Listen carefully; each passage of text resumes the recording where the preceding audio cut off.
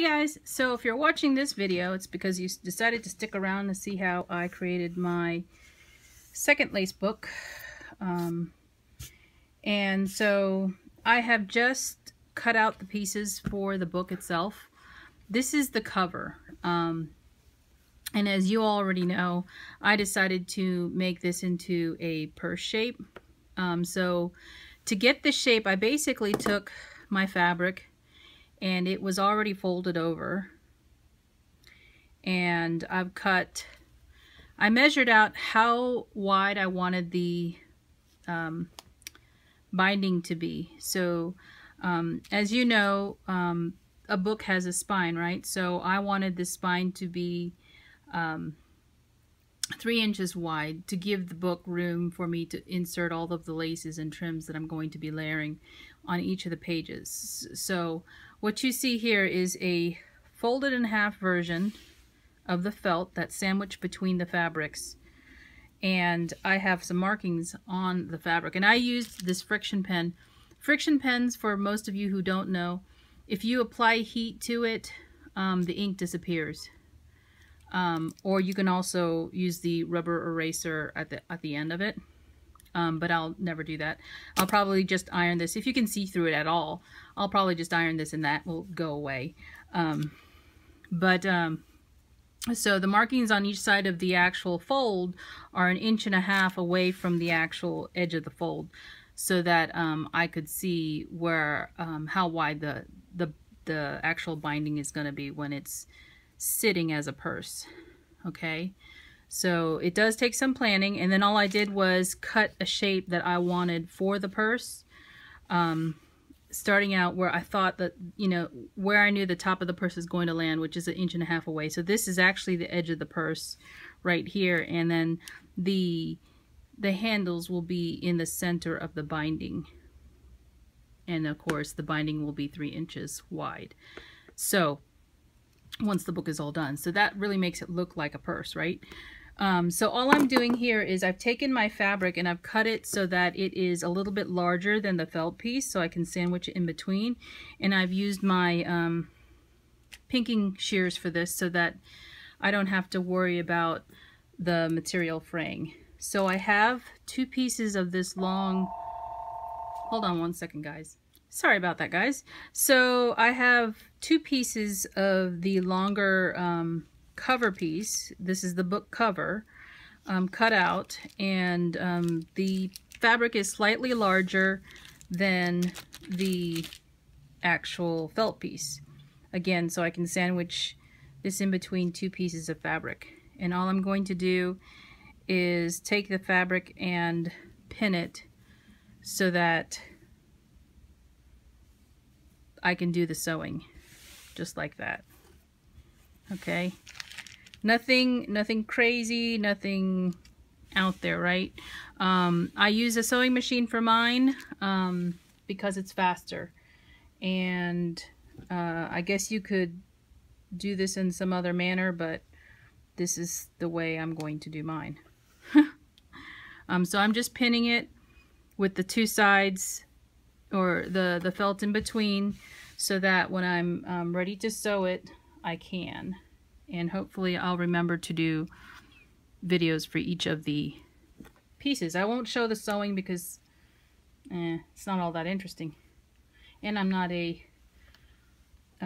all that great at sewing. So I'm at my sewing desk, by the way. And the other thing I want to mention is my fabric. You might see some color variation, like all up in here. And that's because all of this fabric was tea dyed, with the exception of the felt, because you're not going to see the felt anyway. The fabric here was tea dyed, and here is the original color of the muslin that I'm using. It's like a natural color. I used the super large tea bags that you can buy online from Starbucks. Several years ago, I don't know if Starbucks still does this. If you like the Starbucks iced tea, like the regular iced tea that they sell, you can buy the gallon bags. Their bags are about like this big. Okay, so I bought a very large quantity of them, and I used 3 of those to dye all my fabrics. I didn't just dye the page fabrics. See, I've got 1, 2, 3, 4 pages plus the cover. I also dyed a number of my laces, and let me go get them.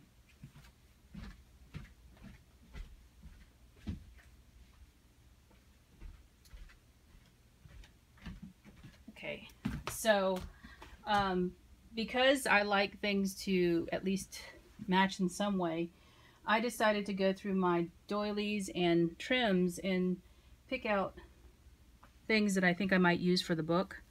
So you can see that these now are approximately the same color. Some trims take dyes differently, so some may be darker than others and some were left in longer, but all were using the same tea mixture to dye everything. So I have a number of different types of trims I'm going to be using. I even have a glove. Now here's the original glove. Here's the dyed glove. This is a little child's glove, and it's super soft and it has beading in it. So you can see the difference in the color. Because if I put this in here, it won't look good. But this looks much better, right? So there's that. I have some laces in here that I'm not sure if I'm going to use all of these things. I even did doilies, and you can see the difference in the color in the doilies. Again, using the same batch of tea to do all of the dyeing. The tea bags were left in the water, and I you know, just put everything in and took stuff out and rinsed it with water and then ran it through the dryer. And I did the tea dyeing because I've watched a couple of videos where people have used the coffee, and actually the coffee seems to come out lighter than the tea, and I wanted a darker color. You can see that these two aren't exactly the same color, and that's because they're different materials. This one has a snowflake. And as you guys already saw, my book was a Christmas theme book. So I went through my doily stash to find doilies and trims that look like winter related. These are poinsettias, but look at the color of the applique. They didn't take the tea very well, like I thought. Well, not like I thought, but this is, you could tell it's not a 100% cotton material. So I'm not going to show you all of them, but you know, you can tell that the trims now match the color of the book. And I will be probably using some others. There's quite a few here. I'm not going to show you everything, but you guys get the gist. This, for instance, this is a lot lighter than, it's almost like it didn't take the tea stain at all, but still very pretty color, because this was white when it started. And that's it for now, and I will be back to show you more. Hey guys, so I'm back. I have sewn all of the pages around the edges with the exception of the top. You can see here all of the pages have the top left open, and the reason I'm going to do this is because I need to create the gusset that's going to bind all of the pages together. And the gusset is so that I can put space in between each of the pages to allow the book to kind of grow, in terms of when I put the layers of doilies and laces on top. And that again is going to be able to be accommodated by the 3-inch binding that I factored into the purse shape.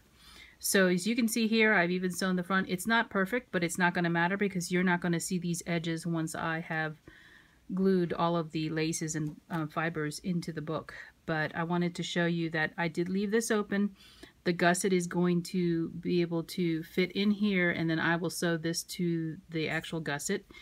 And then that piece, once all of these pages are attached, is going to be sewn into the binding slot right here. And you can kind of see kind of running my fingers along it. It's going to be about 3 inches across, and I will measure out how wide these pages can be within that gusset. So I just wanted to show you that before I actually start creating the gusset.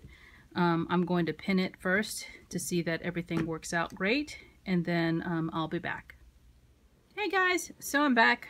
Okay, so I'm done pinning my gusset. If you look at my gusset here, I basically started out with a width of fabric that I knew was smaller than the opening of the page where it's supposed to attach to the gusset. So for me, that's 10 inches, and I attempted to cut it as best as I could with my pinking shears. Again, I don't have to be perfect on this.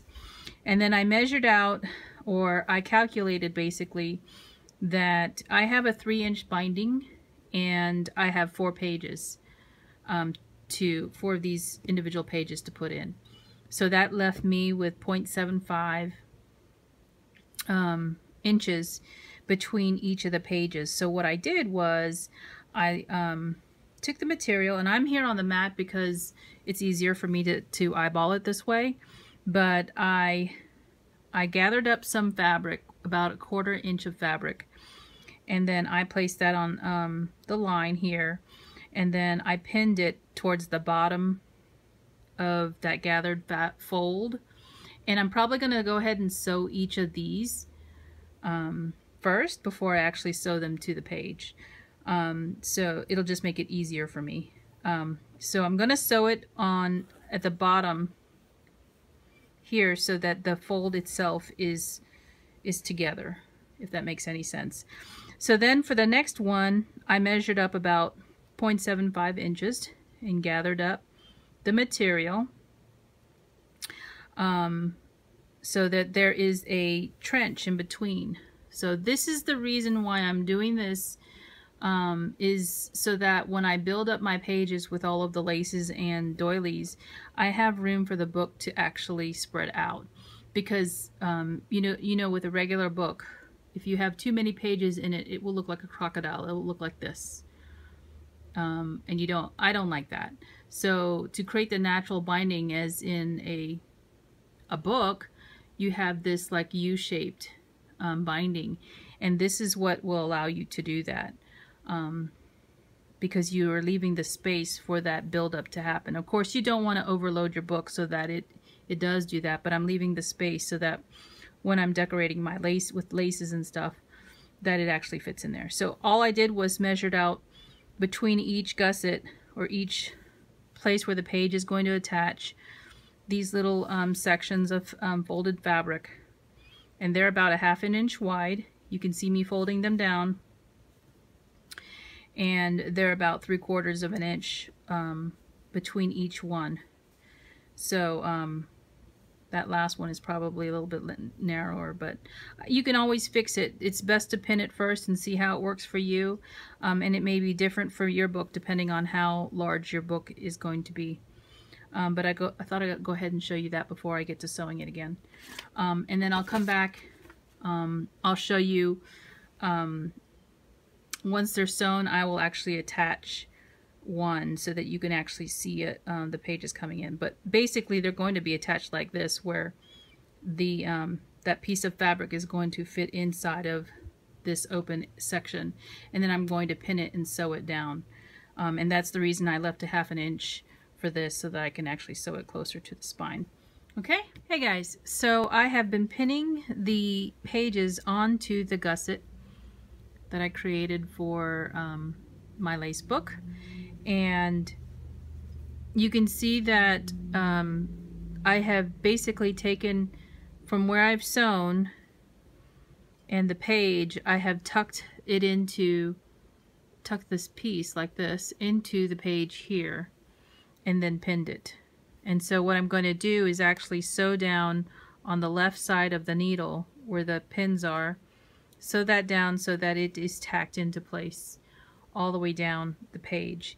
And you can also see too, when you're doing this, your pages should stack up, you know, on top of each other. For these, some of these pins, I actually pinned it this way, but it doesn't really matter as long as it's held in place and they're stacking nicely. So you can probably see it better from this side. This is the side that's going to actually face the inside of the book. And you can see this extra edge here I have cut, and the extra edge here I've cut the extra material off, because I didn't do any measurement to see how long of a piece I needed, I just cut an extra long piece, and then whatever I didn't use I cut off. So this edge right here that you see that's free is going to actually be sewn to the book on the front cover and the back cover. I have another piece on this side. It's hard for you to see it because the pins on the back are pinned perpendicular to that. So, and that was more to keep it out of the way when I sew the page in, because I haven't done that yet. So the last one, the last page that I have, I'm going to try and do this on camera with you so you can see how I've done it. So here is the whole piece with the gusset. And so what I do is I just take this last page and I will stack it on top, exactly on top of where the previous page is. And then I will take the piece that I need to pin and then tuck it in. So you'll see here it's tucked in, it's getting tucked into the cover right up to that line. I'm not an exact sewer and I'm okay with that. You know, this is a handmade book for a swap, and I'm not going to be picky about it. Some people are, because they're better at sewing than I am, and I'm okay with that too. I just enjoy creating things for other people when I have the time. So so that's pinned in place. My hand is underneath the page so that I know that the pin went all the way through. Yeah, I just stuck myself, so I know it went all the way through. And you want it far enough that you can actually sew that edge in there. And usually as I sew, I pull them out so that I don't run over the pin. And then I'll do it again on this side.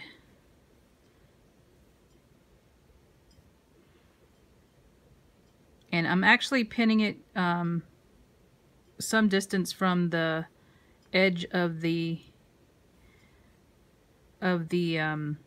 where I'm going to be sewing, so that I can keep it in place as much as possible, but also snag that material. Because remember, I have about 1/2 inch of material in there, and you can see it if I pull that edge up.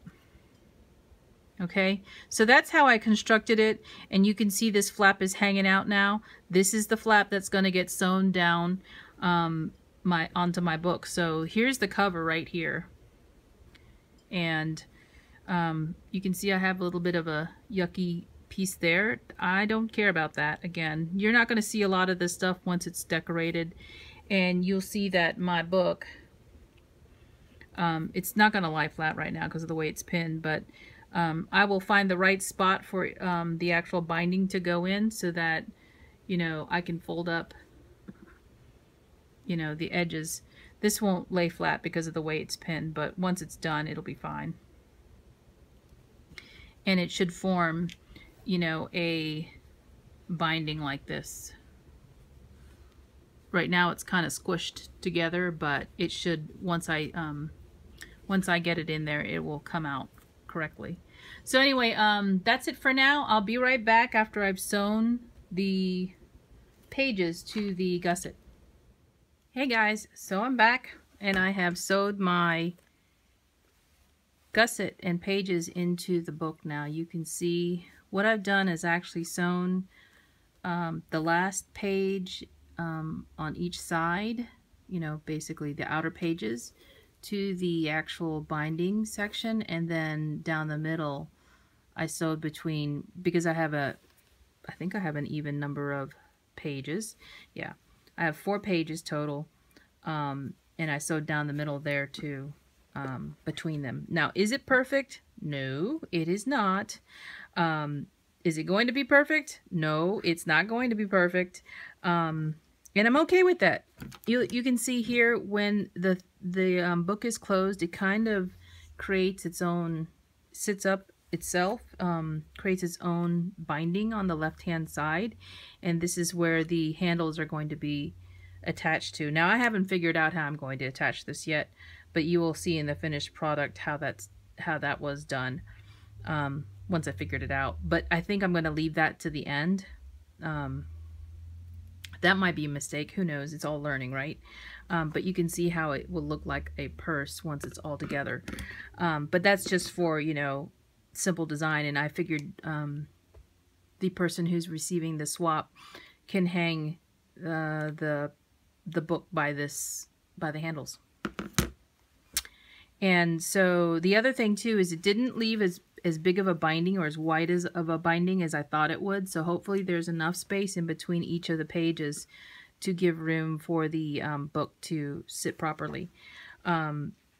So you can see here, as I said, you can see all of this work here with my sewing. And the one thing that is still the case is that when you close the book, right, the pages don't really hang past the front cover. And that's what I was kind of worried about. I did trim some of it. Again, it's not perfect, but the idea is that you will not see any of these edges anyway, because the lace or the doilies will be covering all the way beyond the edges, but still maintain the shape of the purse. So that is my plan, at least. Whether that works out or not, I don't know. So because the book is going to hang this way, my images are going to go into the book like this. So they're going to be horizontal, if I can help it. And I haven't yet picked out the images as of filming of this video, but you can see that I've gone ahead and sewn my base together. And I think that's where most people get kind of worried about how to do this, is how to sew the base together. It's not perfect, guys, but these lace books, I don't know.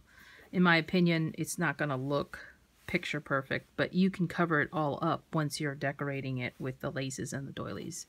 So 4 pages, and then the front and back cover will be in here, and I have some...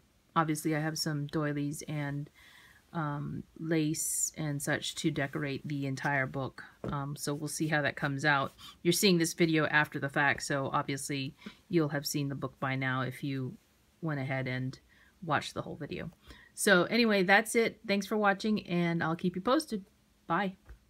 So I'm back. I've decided to lay out the purse a little bit with some of the solid doilies that I have. I call them solid doilies because they've got this panel inserted into the crochet piece. So all I've done is pin them to the actual pages, and this is the cover of the outside of the purse, and I actually put the handles so you could actually see. They're not sewn on. See what it might look like. And obviously there's going to be more layers of items, but this is initially how I'm going to start out the book. And I have only pinned them because I need to take my images and iron them on. That's why I'm using this solid type of fabric doily here as a basis. The outside will likely, I don't know if it will have anything on the outside as an image, but the inside is where the images are going to reside. So with this lace book, I decided to do a Christmas theme because the person I'm swapping with loves Christmas. So I've gone ahead and pinned some more doilies on the inside so you can see kind of me laying out what it may look like. So here's the first page. When you turn it, it's going to have this doily as the piece that's going to carry the image. And here's the image. I got in these vintage postcards. This is another one that's on the back. It has a different image on the front, and each one is a used postcard basically. So I've scanned in these images and going to print them to this iron-on type of paper that you can run through your printer, and then you can iron on or transfer it to the fabric. So that's the reason why I'm using this type of doily. And then of course you'll see more layers in the finished product once I'm done. But so this is the first page, and again I've just pinned all the images to see if I like the order and the layout of the book. And then this one is the next one, another vintage image. And then you can see that this doily is much smaller than the actual page, so there's going to be a lot of layers of other things underneath this actual top layer. So you will not see the base of this. I'm just again, laying it out so that I could see if I like this order and look of it.